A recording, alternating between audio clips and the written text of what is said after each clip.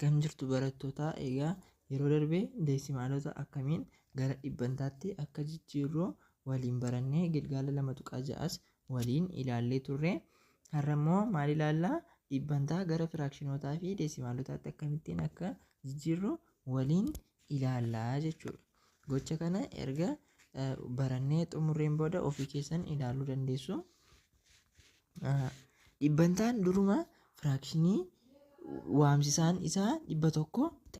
Kanaafuu dhibbantaa gara firaakshiniitti jijjiiruuf bifa waamamaa irra 100tiin barreessuun salphisuudha jedha. Kana jechuun fakkeenyaaf dhibbantaan tokko fakkeenyaaf 75 dhibbantaa kana yookiin dhibbantaa 70 kana yoo ilaaltan isaan kun jalqabuma isaanii yoo beektanii waamsisaan isaanii kan 100 ta'edha jechuudha. Fakkeenyaaf 70 irra 100 kun meeqadha?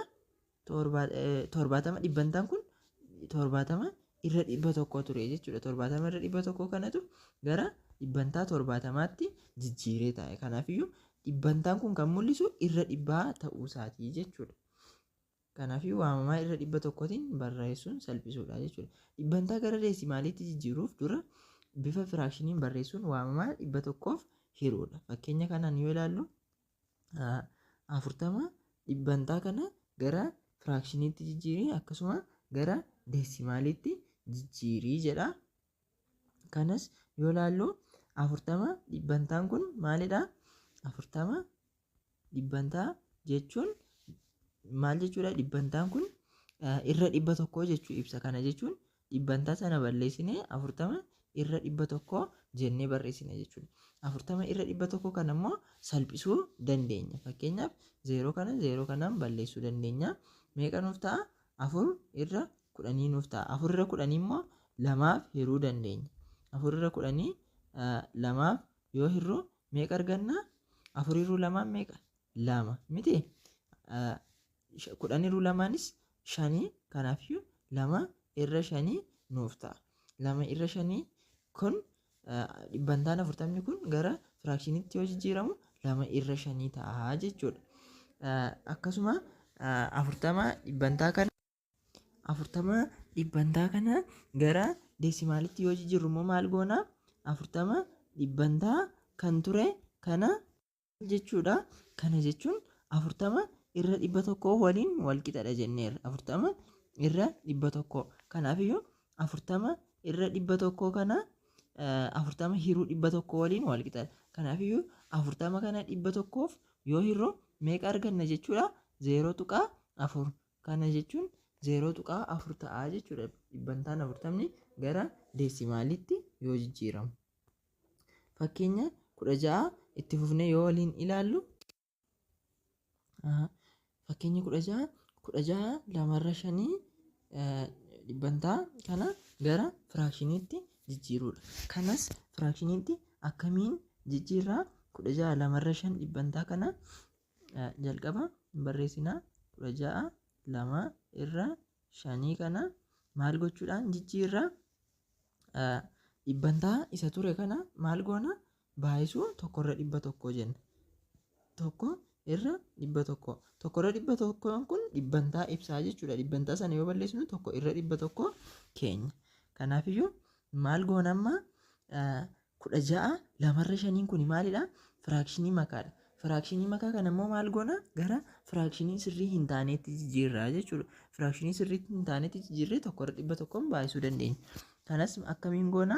16 2 irra 5 kana firaakshinii makaatti firaakshinii sirrii hin taanetti akkamiin jijjiiruu dandeenya? 16 baay'isuu 5 ida'uu 2 irra 5 jechuunidha. Kana viidiyoo kutaa 5 irratti hojjetamee irra jira. Yoo isiniif hin galle ta'e isa irratti ilaaluu dandeessu. 16 baay'isuu waamsisaa isaa kana ida'uu waamamaa isaa irra waamsisaa isa dura tureetii jechuudha. Kanas yoo baay'isnu meeqa arganna? 16 baay'isuu 5 yoo jettan 16 baay'isuu 5 meeqadha? 5 baay'isuu 6 30 0 goonee 3 asii qabna. 5 baay'isuu 1 5dha. 5 ida'uu 3 meeqadha? 8dha jechuudha. Kanaafiyyuu 80dha. Kun 80 ida'uu 2 irra 5 ta'a. 80 ida'uu 2 meeqa? 82. 82 irra 5 ta'a jechuudha. 82 irra 5 argachuu dandeenya. Kun immoo 82 irra 5 kana asitti baay'isuu 100 goona jennee turre. Kanaafiyyuu 82 irra 5 baay'isuu 1 irra 100 jechuudha. Kanas yoo baay'isnu 82 tokkoon 500 100 jechuudha. Innis 82 baay'isuu 1 82 dha. Irra 5 baay'isuu 100 meeqadha? 500 jechuudha. Kan immoo yoo salphisnu meeqadha? 82 lamaaf hiruu dandeessu. 82 lamaaf akkasuma 500s lamaaf yoo hirru 82 yoo lamaaf hirtan meeqa argattu? 82 yoo lamaaf hiramu 41 ta'a. Irra 500 immoo lamaaf yoo hiramu meeqa? 250 jechuudha. Kanaafiyyuu deebiin isaa meeqadha jechuudha? Yeroo gara dhibbantaatti jijjiiramu 41 irra 250 argannaa jechuudha. Kan itti aanu immoo gara deesimaaliitti jijjiiri jedha. Kana gara deesimaaliitti jijjiiruudhaaf maal goona? Isteeppii hamma asitti deemne kana fudhachuu dandeenya. Isas akkam gochuudhaan hojjenna?